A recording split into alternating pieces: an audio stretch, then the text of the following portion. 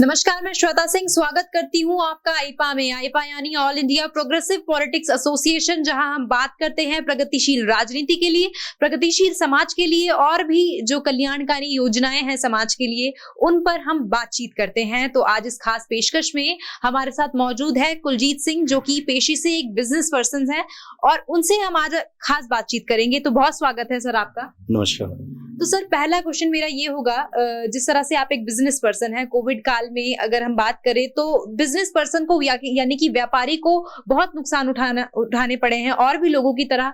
लेकिन जो सरकार ने बातचीत की है तो आम लोगों की बात भी की है, लेकिन कहीं ना कहीं व्यापारी भी बहुत पिसा है इसी बीच। तो आपको किस तरह की दिक्कतों का सामना जो है वो करना पड़ा है?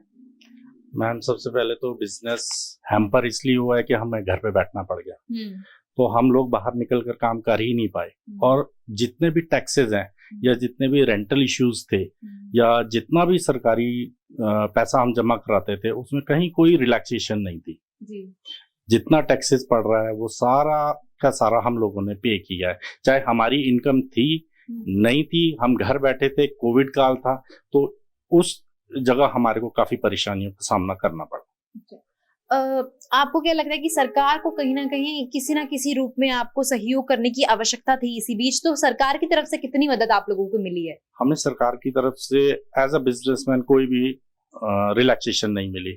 हमारे जितने टैक्सेस, जो भी हमारी जीएसटी थी या टैक्सेस थे, वो हमने पे करे हैं। चाहे वो कोविड काल में हम लॉकडाउन में थे या उसके बाद खुलने के बाद भी हमारे को कोई भी, ना तो कहीं बिजली में, ना कोई हाउस टैक्स, ना कोई इनकम टैक्स, ना कोई जीएसटी, किधर भी कोई भी रिलीफ नहीं था।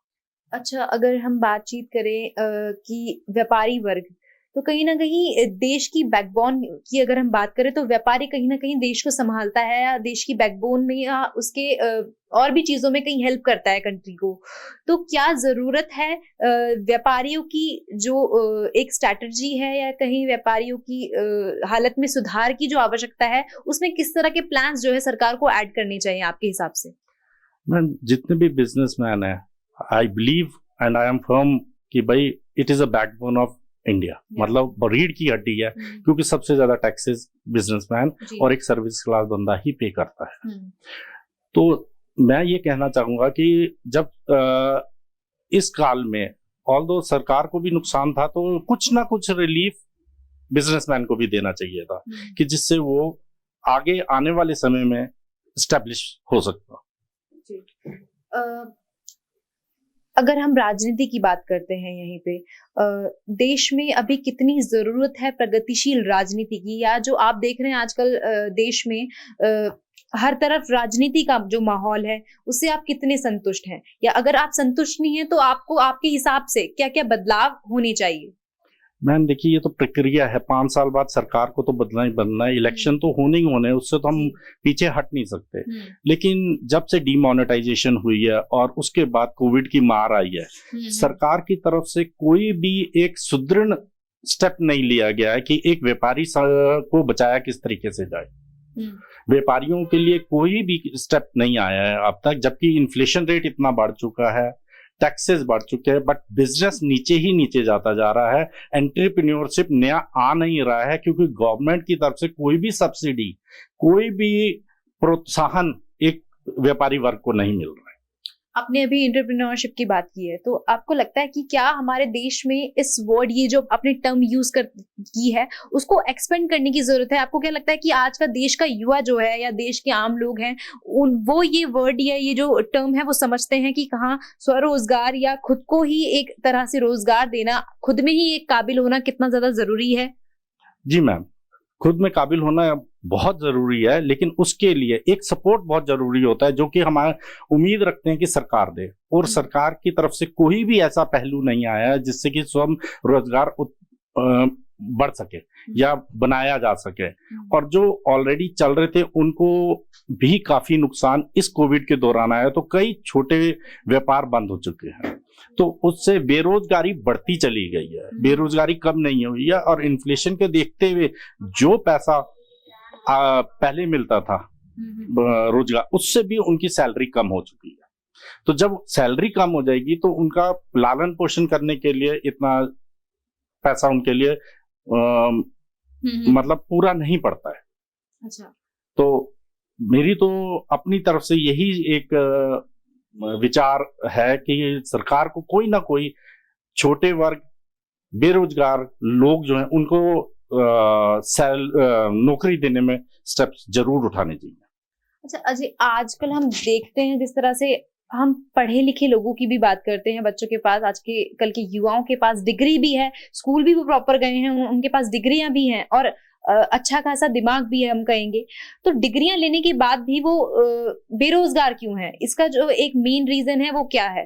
क्या हमारे देश की शिक्षा व्यवस्था पर सवाल उठाए जाएं, वो सही है, या हमारे देश की जो सरकार है उस पर सवाल उठाए जाए, वो सही है, या फिर आजकल का जो युवा है वो ही गलत है? क्या आपके मन में ये, मतलब आपके हिसाब से क्यों हो रहा है ये हमारे देश में? मैम फिर वही बात आ जाती है अर्थव्यवस्था पर। अगर जो हमारी अर्थव्यवस्था ठीक हो और हमारे स्वयं रोजगार हो, तो जितना भी शिक्षित वर्ग का युवा है वो अपने आप में ही काफी काबिलियत कर सकता है। काबिलियत से मतलब वो अपना रोजगार खुद जोड़ सकता है, लेकिन उस रोजगार के लिए हमारे को फाइनेंशियली हेल्प चाहिए ही चाहिए होती है, क्योंकि जॉब है, जॉब तो वो अपने काबिलियत पे ले सकता है, लेकिन बिजनेस जो है उसको जब तक हम फाइनेंशियल सपोर्ट नहीं देंगे तब तक वो बिजनेस नहीं अडॉप्ट कर पाएगा। और आज की डेट में स्मॉल वर्क और मीडियम वर्क की जितने भी रोजगार या कारखाने या कुछ भी हैं वो फ्लरिश नहीं कर पा रहे हैं due to bad covid season कह सकते हैं, या कोविड की मार कह सकते हैं, या फिर जो हमारे डीमोनेटाइजेशन आज से 4 साल पहले हुई थी उसने हमारे को ऊपर पनपने ही नहीं दिया है। पूरे देश की अर्थव्यवस्था बिगड़ चुकी है उससे। अभी की आपने बात की, अभी जिस तरह से तीसरी लहर भी जो है वो शुरू हो चुकी है और कहीं ना कहीं हम देख रहे हैं कि साप्ताहिक बंदी भी, अभी उसकी भी बात की जा रही है, और कोविड काल में अब रात की भी वो है, कर्फ्यू लग चुका है। तो आप जिस तरह से व्यापारी वर्ग से ताल्लुक रखते हैं, आपको क्या लगता है आने वाले समय में अगर फिर से वही लॉकडाउन लगता है, वही दौर वापस आता है, तो आपकी किस तरह की तैयारियां हैं? आप सरकार से क्या उम्मीद रखते हैं कि क्या सरकार को आपके लिए करना चाहिए? मैम तैयारियां तो इसके लिए कुछ भी नहीं होती, क्योंकि जो आएगा उसको तो हमें एज अ गुड फेथ में लेना ही पड़ेगा, क्योंकि उसके अगेंस्ट हम कुछ कर नहीं सकते। ये नेचुरल प्रोसेस है, बीमारी हो, फ्लू हो या किसी भी तरीके की नेचुरल कैलामिटीज होती हैं, उसको हमारे को लेना ही पड़ता है। उसको हमारे को स्वाभाविक तौर पर लेना, मतलब उसको अडेप्ट करना पड़ेगा। लेकिन मैम सरकार की तरफ से बहुत कोशिश करी जाती है कि भाई उसको किसी ना किसी तरीके से हम रोक लें या लोगों को परेशानी ना हो, बट नेचुरल कैलामिटीज किसी भी तरीके से, भगवान की जो आपदा है वो हम किसी भी तरीके से रोक नहीं पाते। तो तैयारी के पॉइंट ऑफ व्यू से मैं सिर्फ यही कहूंगा मैम कि हम वी आर रेडी, कि जो आएगा we have to support our government for that. आपकी क्षेत्र की अगर हम बात करें, तो आप कितने संतुष्ट हैं अपने क्षेत्र के जो पॉलिटिकल लीडर्स हैं उनसे, कि वो कितना अच्छा काम कर रहे हैं, और कोविड काल में भी उन्होंने कितने लोगों की जो है वो मदद की है, और आपको क्या लगता है आने वाले समय में बदलाव होने चाहिए आपके क्षेत्र में, या फिर आप उसी सरकार से संतुष्ट हैं अभी? मैडम जहां तक मैं एज अ इंडिविजुअल बोलता हूं मैम, कि कोविड काल में जितना भी सपोर्ट सरकारी लोगों ने या पार्षदगण ने किया है वो बहुत तारीफ के काबिल था, कि उन्होंने काफी जो मेरा क्षेत्र पड़ता है या जिस क्षेत्र में मैं रहता हूँ उस क्षेत्र के पार्षद ने बहुत हेल्प लोगों की करी है, और लोगों को फोन कर करके जो सक्षम थे उन लोगों को फोन कर करके उन्होंने काफी लोगों की इस दौरान राशन का वितरण, सफाई का ध्यान पूरा, और स्प्रे, सैनिटाइजर्स, मतलब उन्होंने बहुत अच्छे तरीके से उसको मैनेज किया था। तो क्योंकि उस दौरान हम लोग बाहर तो निकल नहीं पाए, लेकिन अपने क्षेत्र के बारे में हम जरूर जानते कि उन्होंने बहुत अच्छा काम किया था। जी, तो आज जिस तरह से हमने आपसे बात की, तो ये जो हम मुहिम चला रहे हैं जागरूकता की या प्रगतिशील राजनीति या प्रगतिशील समाज की, तो आपका क्या कहना है इस पर? आईपा की मुहिम आपको कैसी लगी, और आपके कोई पर्सनल जो सुझाव है वो क्या देना चाहेंगे आप हमें? मैम जो ये आईफा के आप काम कर रहे हैं ये बहुत ही प्रशंसनीय है, और आई मस्ट अप्रिशिएट कि आप लोग इस तरीके की एक संस्था चलाकर लोगों को जागरूक कर रहे हैं कि देश में अगर जो बदलाव लाना है या समाज में बदलाव लाना है तो हमें खुद को पहले सुधारना होगा। हमारे साथ कुलजीत सिंह, जो एक व्यापारी वर्ग से ताल्लुक रखते हैं, तो इन्होंने साफ कहा है कि सरकार को व्यापारी वर्ग पे ध्यान देने की बहुत ज्यादा जरूरत है, क्योंकि जो व्यापारी वर्ग ही है वो कहीं ना कहीं हमारे देश की बैकबोन है और उसे संभालना या उसका ध्यान रखना बेहद जरूरी है।